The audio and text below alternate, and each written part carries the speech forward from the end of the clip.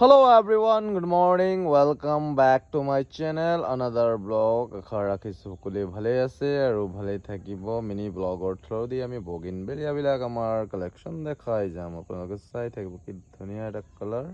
তাৰ মাজতে এইটো এটা কালাৰ চাব পাইছে আপোনালোকে কি ধুনীয়াকে ফুলি উঠিছে। মোৰ ঘৰত এইবিলাক সব মই সোণাপুৰৰ পৰা কাটিং কৰি পেলাই সেই গামোচাত বান্ধি মেৰিয়াই আনিছিলোঁ। আজি ইয়াৰ ফলন চাওক কেনেকা হৈছে। আৰু এটা এইটো এটা চাব পাইছে আপোনালোকে বগিনবেলিয়া। এইবিলাক সব মই কাটিং কৰি সৰু সুৰা কৰি ৰাখিছোঁ, মানে যেনেকা শ্বেপ দিব লাগে তেনেকা দি ৰাখিছোঁ।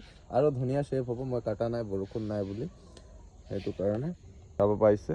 সেইটো খুব ধুনীয়া ফুল ফুলিছে চাওক। এইটো অপৰাজিতা টেঙেচিয়া এটা ফুলিছে, খুব ধুনীয়া কালাৰটো চাওক আপোনালোকে। বগিনবেলা হয়, খুব ধুনীয়া এটা কালাৰ চাব পাইছে গাইছ। আৰু এইয়া ডিভাইডাৰৰ মাজে মাজে যে হয় যে মই আনিছিলোঁ, লগাই দিলোঁ, দুটা পুলি লগাইছিলোঁ, কি ধুনীয়া ফুলিছে চাওক। আৰু এয়া কাজু নিচিনা হয়, এইটো বক ফুল বুলি কয়। আমাৰ ঘৰত আমি বহুত লগাইছোঁ। ডাঙৰ গছ এটা আছে, ব্ৰাঞ্চ এটা আছে। আৰু এইয়া গোলাপৰ ইয়াতো বহুত গোলাপ হ'ব, এনেকৈ ডাঙৰকৈ লগাইছোঁ মই। আগফালে কাম চলি আছিলে আমাৰ ঘৰৰ, তো উঠাই পেলাই ইয়াত লগাই দিলোঁ। এই কাজু নিচিনা হয়, সেইবিলাক চব বক ফুল বুলি কয়।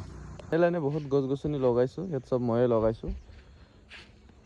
আৰু এটা বগিনবেলা ৰাস্তাৰ ওচৰতে কাষতে লগাইছোঁ, চাব পাইছে কি ধুনীয়া কালাৰ চাওক আপোনালোকে। চব মই এইবিলাক সোণাপুৰৰ পৰা কাটিং কৰি আনিছোঁ। আৰু ইয়াতে মই লাইনে লাইনে এইটো লাইনে মাজত ৰাস্তা এনেকৈ ৰাখিছোঁ, মাজতে ঘৰ বনাইছোঁ, চাব পাইছে জংঘলৰ মাজত একদম।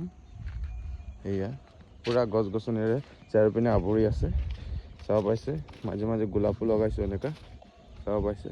আগফালে এইটো ফ্ৰণ্টত হয়, আৰু চাৰিওপিনে একদম সৰিয়হ ফুল ফুলিছে।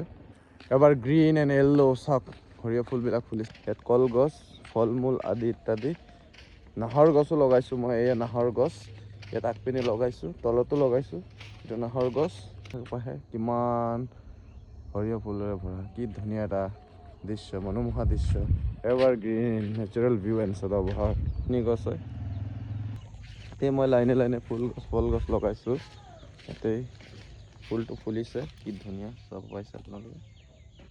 জবা ফুল ফুলিব বেলেগ এটা কালাৰ, পিংক কালাৰ আছে, 2-3টা জবা। আৰু ইয়াতো নানান ধৰণৰ গছ গছনি ফল মূল একদম পূৰা ভৰি আছে।